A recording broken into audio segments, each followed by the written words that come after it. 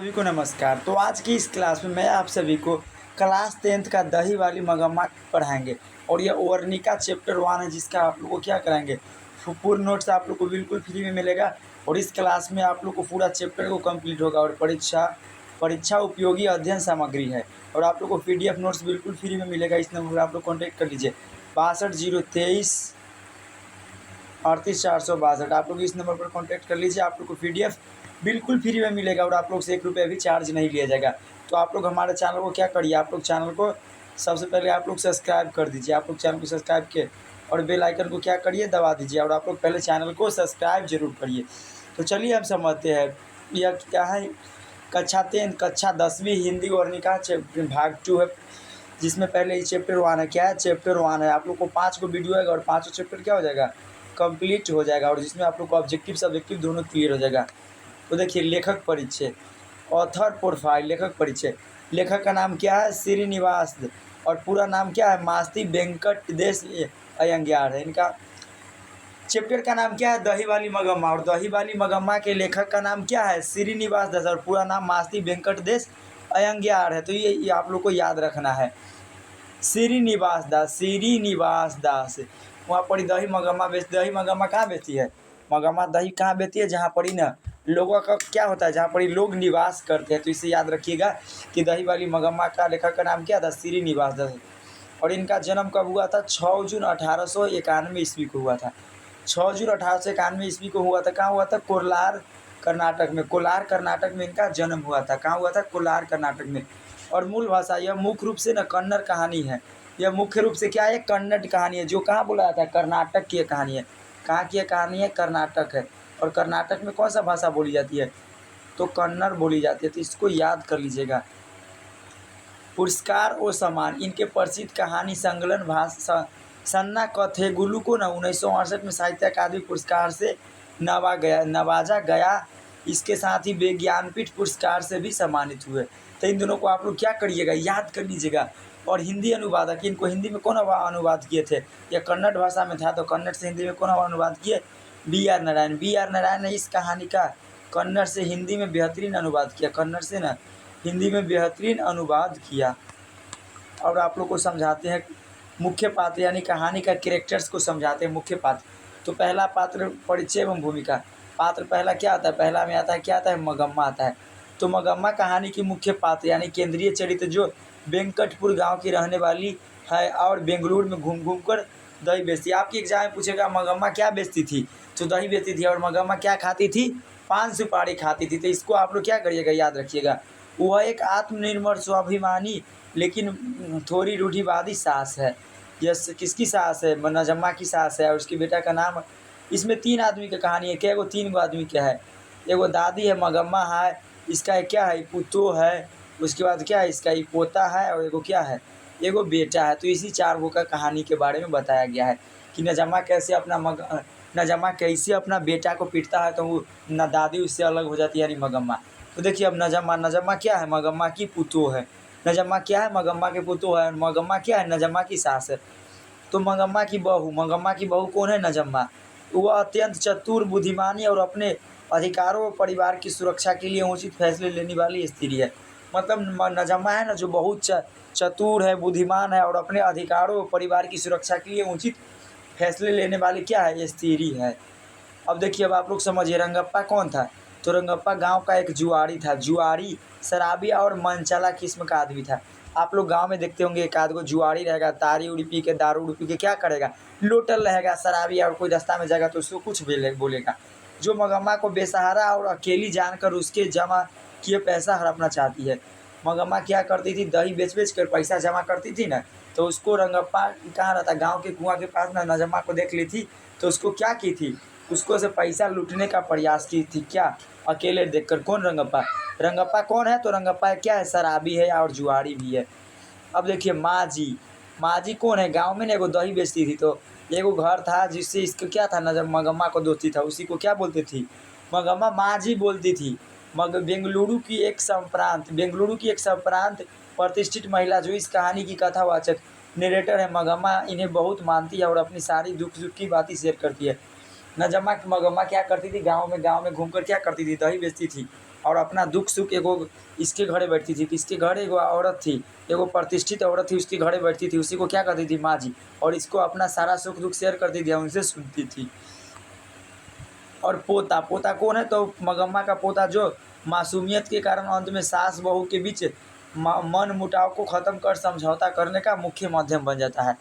मगम्मा का पोता है ना, जो मासूमियत के कारण अंत में ना सास बहू के बीच ना मन मुटाव को ख़त्म कर समझौता करने का माध्यम बन जाती है लास्ट में।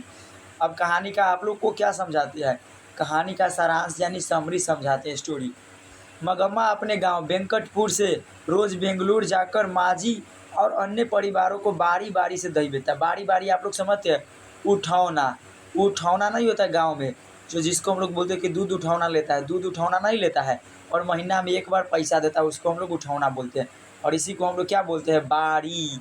तो मगम्मा मगम्मा अपने गांव वेंकटपुर से रोज बेंगलुरु जाकर माजी और अन्य परितय परिवारों को न बारी बारी से दही देती थी। वह अपने कमाए पैसों को न भविष्य के लिए बचा कर रखती थी। मैं मगम्मा क्या करती थी, अपने कमाए के पैसे को न भविष्य के लिए बचा कर रखती थी। लेकिन एक दिन न मगम्मा की बहू का नाम क्या है, नजम्मा ने किसी बात पर अपने अपने ही बेटे मतलब कि मगम्मा के पोते को ना बुरी तरह पीट दिया। मान लीजिए कोई दादी है, ये क्या है, दादी है, और इसका ये क्या है, ये पुतो है, और ये क्या कि बच्चा के पीट दी। तो दादी को गुस्सा तो हैबे करेगा, तो इसको क्या कि खरी खोटी सुना दी। क्या बोली, क्यों रे राक्षस है, क्यों इस मासूम सा चेहरे को तुम पीटते हो। कौन बोली, मगम्मा बोली, मगम्मा उनकी बुरी तरह पीट दिया। पोते की पिटाई देकर मगम्मा से रहा नहीं गया। अगर मान लीजिए कोई दादी है, उसका पोता है और उसका माँ है, किसका, बेटा का, बहू है, कोई सास है, उसका बेटी, उस पुतो है और बेटा है, तो अगर उसके सामने पोता को पीटेगा तो दादी को गुस्सा भी ना करेगा। और उसने अपने बहू को डांटते हुए कहा, क्यों री राक्षसी, इस छोटे से बच्चे को क्यों पीट रही हो। कौन बोला, मगम्मा। तो इसको आप लोग याद करिएगा। इसी बात को लेकर सास बहू में आपसी बहस काफ़ी बढ़ गई। इसी बात को लेकर ना सास बहू में ना आपसी बहस काफ़ी बढ़ गई और बात स्वाभिमान और परिवार के अधिकार की लड़ाई पर आ गई। नतीजा यह हुआ कि बेटा और बहू मगम्मा से बिल्कुल अलग हो गए। बेटा और मगम्मा से क्या हो गए, बेटा और बहू था ना जो मगम्मा से बिल्कुल अलग हो गए और अपना खाना अलग बनाने लगे। अपना खाना कहाँ अलग बनाने लगे, मगम्मा के पास पैसे थे, मगम्मा के पास कहाँ दही बेचता था तो उसको पैसा रहता था। वह बेचारी क्या थी, अकेली थी और वह बिल्कुल अकेली रहती थी, रह रही थी। यह बात गांव के सातिर जुआरी, या पता ना, गांव के सातिर जुआरी रंगप्पा को पता चल गई कि मगम्मा का झगड़ा हो गया सास और पुतों में, और बेटा क्या हो गया है, अलग हो गया है, और मगम्मा क्या है, अकेला है। वह मगम्मा के पैसे पर बुरी नज़र गड़ाए बैठा था। मगम्मा के ना पैसा पर ना जुआरी था, जो क्या बुरी तरह से नज़र गड़ाए बैठा था। और रास्ते में अमराई की कुआं था, रास्ते में क्या था, अमराई के कुएं के पास उसे रोककर कर्ज मांगने के बहाना चूना लगाने की कोशिश करने लगा। कर्ज मांगने के बहाना ना चूना लगाने की कोशिश करने लगा। जब बहू मगम्मा को नजम्मा को इस बात की भनक लगी कि रंगप्पा उसकी सास के अकेलेपन का फायदा उठाकर पैसा उड़ा सकता है, तो उसने एक बहुत ही चतुराई भरी योजना बनाई। नजम्मा ने की नजम्मा ने अपने बेटे यानी पोते को बहला फुसला कर क्या की, मगम्मा के पास भेज दिया। बहला फुसला कर की मगम्मा के पास भेज दिया। वो अपनी दादी के पास ही रहे और गांव न आए। पोते के असीम प्यार में पिघल कर मगम्मा का सारा गुस्सा शांत हो गया। क्या हो गया, मगम्मा का ना सारा गुस्सा शांत हो गया। बाद में वह बहू ने भी आकर बड़ी समझदारी से सास से क्या की, माफ़ी मांग लिया और फिर से पूरे परिवार क्या हो गए, एक हो गए। पूरे परिवार क्या हो गए, एक हो गए। अब आप लोग को हम इसका सब्जेक्टिव क्वेश्चन समझाते हैं। महत्वपूर्ण उत्तर और महत्वपूर्ण प्रश्न और उत्तर VVI सब्जेक्टिव क्वेश्चन। मगम्मा का अपनी बहू के साथ न किस बात को लेकर विवाद था। तो प्रत्यक्ष रूप से विवाद का तात्कालिक कारण क्या था, बहू द्वारा अपने बेटे यानी मगम्मा के पोते की पिटाई करना था।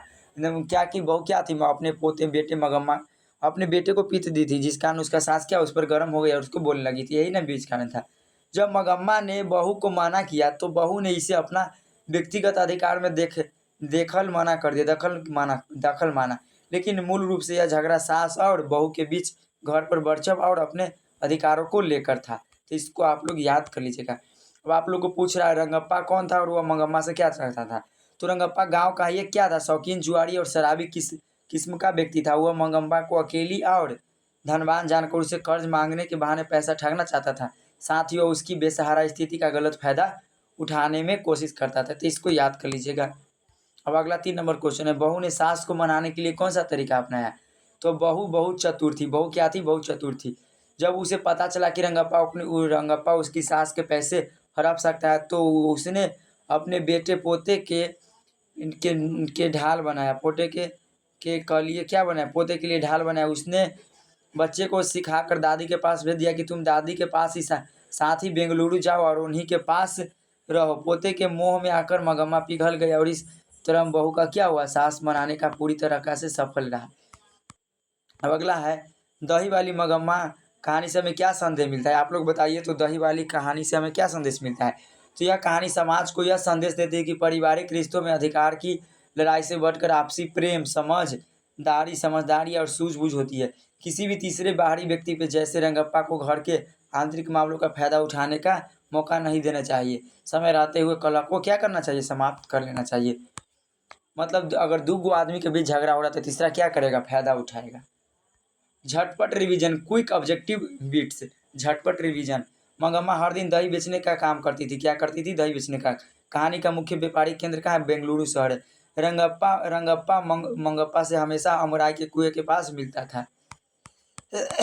इसको याद कर लीजिएगा। मंगम्मा माँ जी के फान सुपारी खिलाकर अपना दुखड़ा सुनाया करता था। बहू का नाम क्या था? नजप्पा, जो स्वभाव से चालाक और दूरदर्शी थी। तो क्या हुआ? चैप्टर ही इंड हो गया। और आप लोग को इसका PDF चाहिए तो मेरा नंबर है 6203383462। इस पर कांटेक्ट कर लीजिए। तो आज के लिए इतना ही, मिलते हैं नेक्स्ट वीडियो में। तब तक के लिए जय हिंद, वंदे मातरम।